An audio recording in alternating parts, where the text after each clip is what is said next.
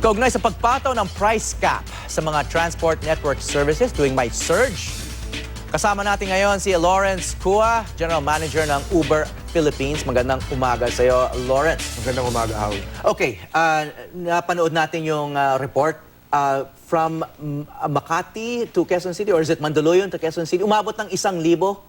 And then there are similar stories like that during the Christmas season. Napakataas daw yung nasisingil ng Uber and other transport services.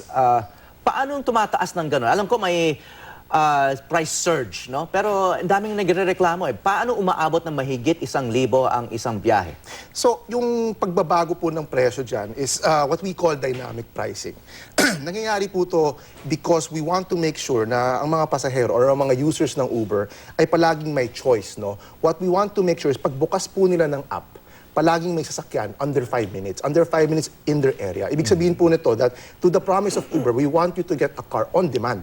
And magagawa lang po namin yan kapag nami-meet namin ang demand with the right supply. So ang pagbabago po ng presyo is something that will motivate, no, drivers to go online during these times na napakataas ng demand. And tulad po nangyari itong holidays, marami rin ang mga driver din po ay sila rin po yung mga tao, no, obviously, and gusto nila po na magbakasyon. And for them to be able to service passengers during this time, sometimes it takes additional financial motivation. Kaya po namin pinapakita ang itong dynamic pricing upfront para din po maengganyo ang mga drivers. But at the same time, hindi po ma-surprise, no? Hindi po magugulat ang mga pasahero. And you're saying, because you're providing this quick response service na within 5 minutes nga, there are customers, you're relying on these customers who are willing to pay for this service. That is right. So ang kagandahan po nito is if you are not happy with the price and you feel it's masyado siyang mahal, no, then pwede kayong mag-antay. You can wait because the price does change, no? It's real time. Kino-compute po yan automatically ng aming sistema to make sure that to make sure that enough supply will meet demand. So ang kagandahan po nito is when the prices change, drivers are actually notified. Alam po nila kung not only kung magkano yung pagkataas, but they also see where. So posibleng tumaas ang presyo sa Mandaluyong pero hindi nagbabago ang presyo sa Muntinlupa.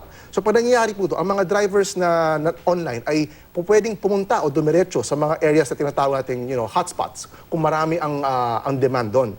And when that happens, ang presyo po ay bumababa. No? And that's all because we are able to meet yung demand with the right amount of supply. Mahalaga po dito is we are able to provide sufficient supply, and that's really the way to solve this concern. No? Nobody wants high prices. What we do want to happen is to meet that demand with the right number of cars. Okay, but people also do not want to wait a long time for a ride. Kasi yung alternative nga is mag-abang ka ng taxi o pumila ka sa jeep na punong-puno na. So you're saying you're providing a higher quality of service that people might be willing to pay for. Exactly po. And yun po rin, magaling sinabi niyo po, no? Palagi naman pong may choice ang isang pasahero whether they want to use Uber or some other transportation option. Ang wino-worry po namin dito is by artificially manipulating the price cap or the dynamic pricing, mawawalan po tayo ng tinatawag naming reliability. So ibig sabihin po nito, if we expect that an Uber user will be able to get a car under 5 minutes, pag minanipulate po natin itong price cap, posibleng tumaas po yung wait time na yan.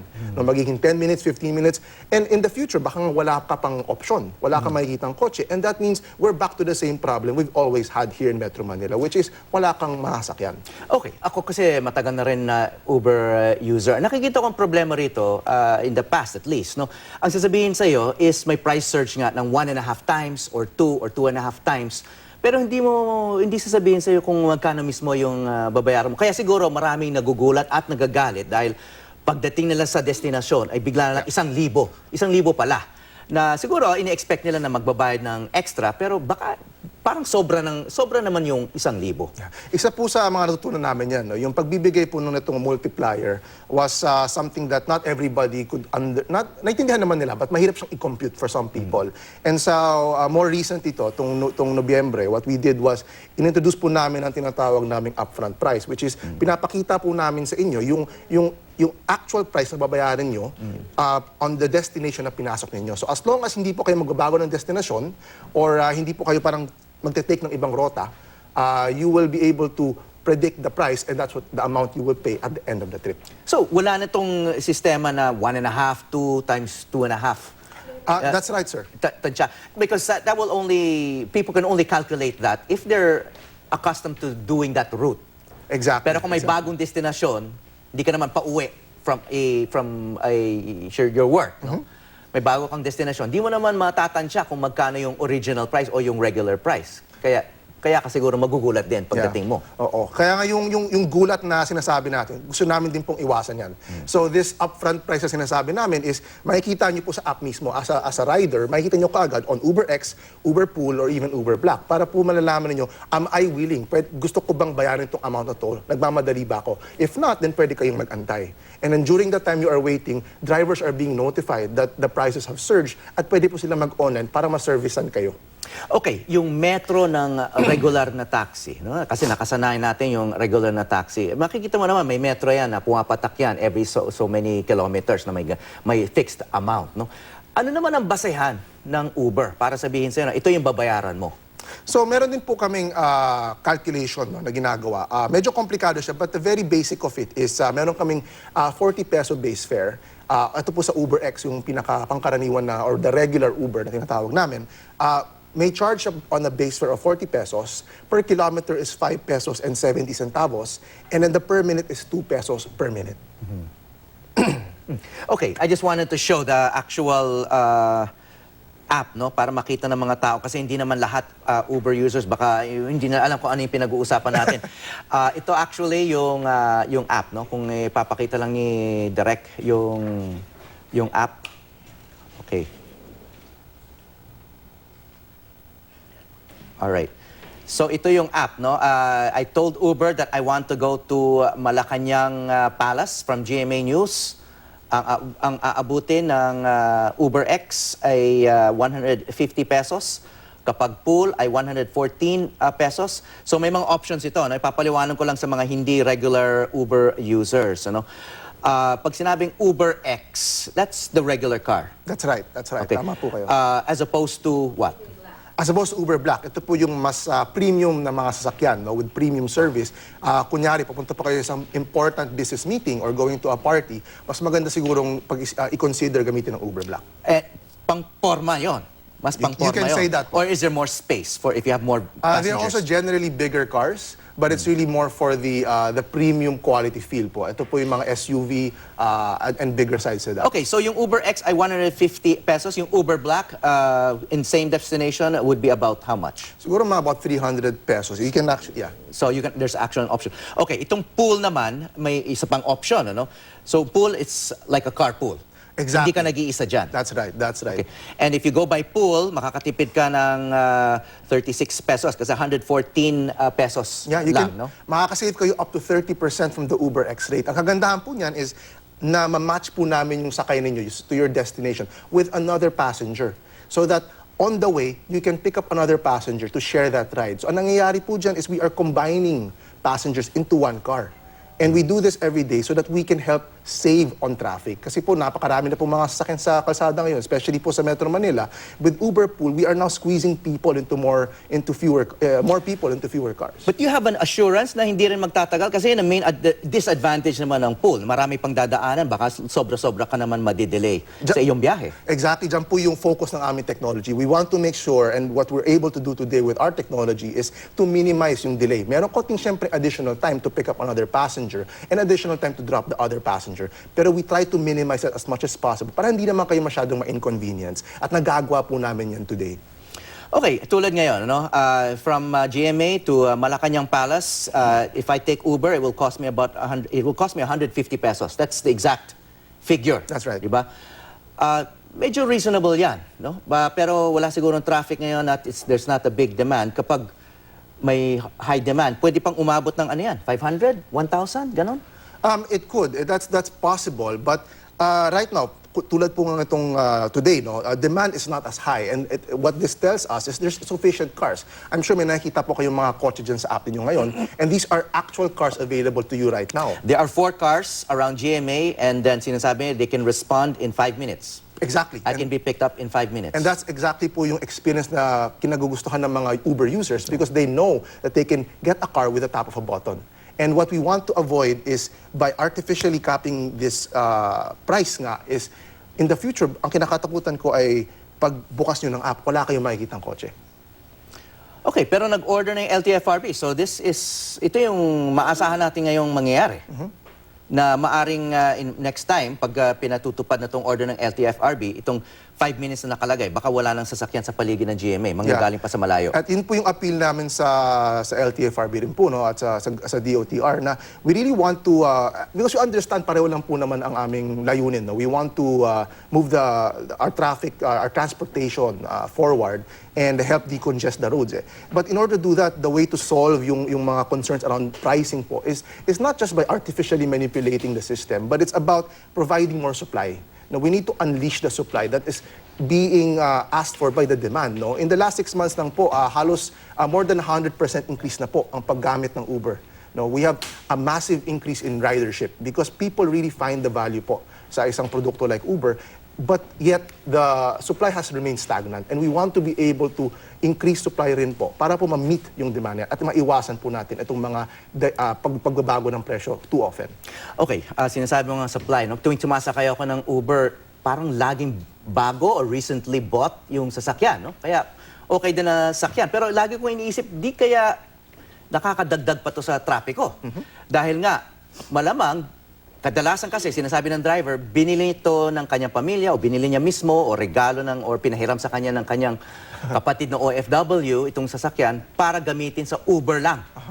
So otherwise, without your services, this vehicle would not even be on the road. Actually, sir, in the last, hindi pa nga 5 years, 10 years, yung ating automotive industry has experienced so much growth in sales. And part of that is because gumaganda po ang ekonomiya ng Pilipinas, as everybody knows. No? We are growing so fast that people are just buying cars. And in fact, what's happening po is when people buy cars today, and naisip nila, "Uy, binabayaran ko na itong kotse na to, why not earn extra income by putting it on Uber?" So those cars would have been bought anyway. Actually po, ang gusto po namin sanang mangyari is we have over 2 million vehicles in Metro Manila alone. No? And what if we could put a majority of these cars on ride sharing para po yung mga tao nag-iisip na, teka, paano ba ako makapunta sa aking opisina? Kailangan ko bang bumili ng bagong kotse? May coding bukas, bibili ba ako ng pangatlong kotse? When that happens, when they see that there is a car on Uber, pwede nilang baguhin ang kanilang pag-iisip. No? At nangyari na po ito. Sabihin nila, teka, hindi ko na kailangan bumili ng bagong kotse. I can just use the Uber app para makakuha ng ibang kotse on demand. Mura naman siya, hindi siya mahal, and I don't have to worry about maintenance. I don't have to even buy a second car. And that can only happen if we allow more cars to be shared. No? And right now, I think kulang pa, as we see in the changes in pricing. Okay, itong carpool, can this be a regular carpool group? Pwede bang may ganung sistema ang Uber na at this time kasi people commute every day? Under this, with this kind of system na sinasabi mo na instead of driving your own car, gumamit na lang ng Uber, syempre mahal din yung pang-araw-araw. Ano? Pero if you have a carpool group, pwede bang may ganung service na ba yung Uber na regular carpool group? So yung regular carpool group is something na hindi nga namin napag-aralan namin yan. Mahirap actually mag-maintain ng regular carpool group kasi kailangan mo pa makipag-coordinate Ngayon, kung na-late pa yung kasama mo, magkakainisan pa kayo, parang, uy, late na tayo, wala ka pa rito. So what we're actually able to do sa Uber Pool is automatic yung matching. No? Automatic na, in the sense na, kung papunta kayo kunyari sa Malacanang, and then on the way there, meron kayong isang ibang pasahero, no? Somebody you do not know, is also heading towards that direction, then pwede po namin kayong i-match automatically. Real-time po yan, gamit ang technology. And that's really the magic of technology because we see what's happening and we match you real-time. And therefore, pooling is happening every minute without having to plan. On-demand carpooling po ito. Okay, well, ang advantage kasi sa regular carpool group is makaka-carpool mo yung mga gusto mong makasama araw-araw. Imbis na yung stranger na baka hindi mo kasundo, di ba? Baka mag-away pa kayo dahil sa politika or something.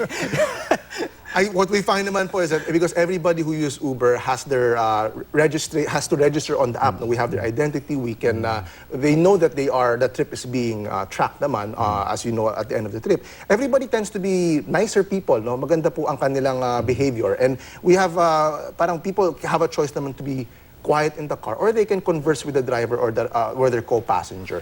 But at the end of the day po, yung technology po natin where we are able to track and see what's happening on a trip has really parang incentivized, no, encouraged people to be better people. Kasi alam nilang they're being monitored and they know that in those cases, they have to be in their best behavior. Okay, one last question. May limit na twice, no, the regular price, itong price surge, no?